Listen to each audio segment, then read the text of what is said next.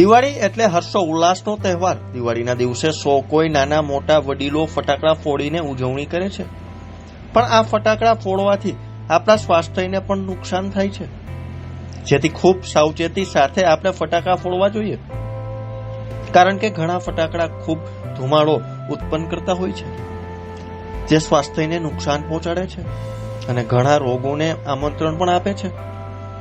ત્યારના રાજકોટના પલ્મોનોલોજીસ્ટ ડોક્ટર રાહુલ લૈયાએ કેટલીક સાવચેતી રાખવા જરૂરી છે, જેથી કરીને આપણા સ્વાસ્થ્યને નુકસાન ન થાય। તો ત્યારે જુઓ અમારો ખાસ અહેવાલ। પલ્મોનોલોજીસ્ટ તરીકે સ્પેશિયલી દિવાળીમાં આપણને ખબર છે કે દિવાળી આપણા માટે એક એવો તહેવાર છે કે હર્ષો ઉલ્લાસનો તહેવાર છે। આપણે સેલિબ્રેશન્સ કરતા હોઈએ, સાથે સાથે રાતે ફટાકડા પણ ફોડતા હોઈએ છીએ। તો ફટાકડાને લઈને સ્પેશિયલી કહેવા માંગીશ કે એક તો સામાન્ય નાગરિકોએ શું ધ્યાન રાખવું જોઈએ, અને બીજું કે જે શ્વાસના દર્દીઓ હોય એને શું ધ્યાન રાખવું જોઈએ। જ્યારે સામાન્ય નાગરિકની વાત કરીએ આપણે, તો સામાન્ય નાગરિકે ખાસ કરીને જ્યારે ફટાકડા ફોડીને આપણે ઉજવણી કરતા હોઈએ ત્યારે ફાયર ક્રેકર્સ એક એવી વસ્તુ છે કે જ્યાંથી ઘણા બધા ગેસ નીકળતા હોય છે, ધુવાડો નીકળતો હોય છે। જ્યારે કાર્બન મોનોક્સાઇડ કહીએ, નાઇટ્રસ ઓક્સાઇડ કહીએ, તો આ બધા હાર્મફુલ ગેસીસ છે।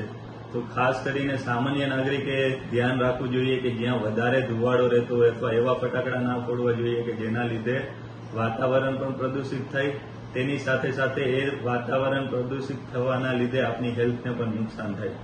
અને જે પણ દર્દીઓ હોય કે જેને શ્વાસની તકલીફ રહેતી હોય, જેમ કે દમ છે, અસ્થમા છે, તો ખાસ કરીને દિવાળીમાં એ દર્દીઓને વધારે તકેદારી રાખવી જોઈએ। અસ્થમાના દર્દીઓ હોય તો એને તો આપણે એડવાઇસ કરીએ કે બને ત્યાં સુધી એમને ફટાકડા ફોડવા જ ના જોઈએ।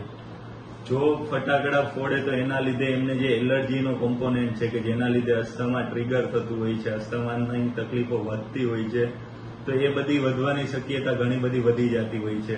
તો દમ છે, અસ્થમા છે, સિગરેટના લીધે ફેફસા નબળા થયેલા હોય અથવા ફાઇબ્રોસિસની તકલીફ હોય, તો આવા બધા દર્દીઓએ ખાસ કરીને ફટાકડાથી દૂર રહેવું જોઈએ।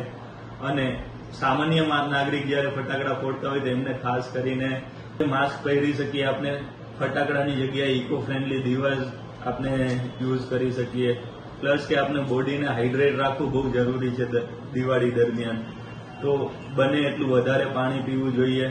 અને ખાસ કરીને બાળકો, જે 5 વર્ષથી નાના બાળકો છે, તો એને બને ત્યાં સુધી ફટાકડાથી એટલે દૂર રાખવા જોઈએ, કારણ કે ફટાકડામાં એક તો ધુવાણો છે કે જે બાળકોના ફેફસામાં જઈએ તો એમને ઉધરસ ને એ બધું થવાની શક્યતા વધી જતી હોય, અથવા શ્વાસ લેવાની તકલીફો થવાની શક્યતાઓ વધી જતી હોય।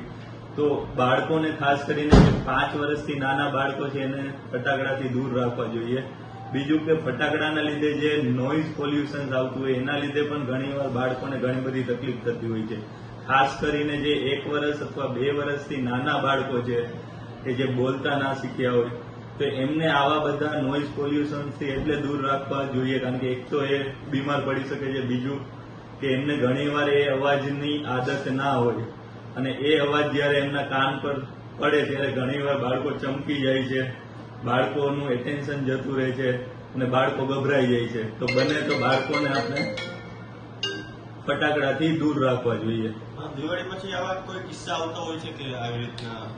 ખાસ કરીને સામાન્ય નાગરિકમાં ઓછા કિસ્સાઓ આવતા હોય, પણ જે શ્વાસના દર્દીઓ છે કે જેને ઓલરેડી કોઈ મેડિસિન્સ ચાલતી હોય છે, તો દિવાળીમાં આપણને ખબર છે કે ઓલમોસ્ટ બધા લોકો આપણો તહેવાર છે સેલિબ્રેશન્સ કરતા હોય, બધા ફટાકડા ફોડતા હોય, તો જ્યારે રાજકોટનું એર ક્વોલિટી ઇન્ડેક્સ છે એ ઘણું વધી જતું હોય છે, જેના લીધે પ્રદૂષણ વધવાના કારણે એ જે પ્રદૂષિત હવા ફેફસામાં જાય છે, તો ખાસ કરીને જે દર્દીઓ છે કે જે ઓલરેડી શ્વાસની દવાઓ લેતા હોય છે, તો એ લોકોને એક્ઝર્સબેશન, એટલે અમારી ભાષામાં કહીએ તો જે ઓલરેડી તકલીફ હોય એ વધી જાય છે।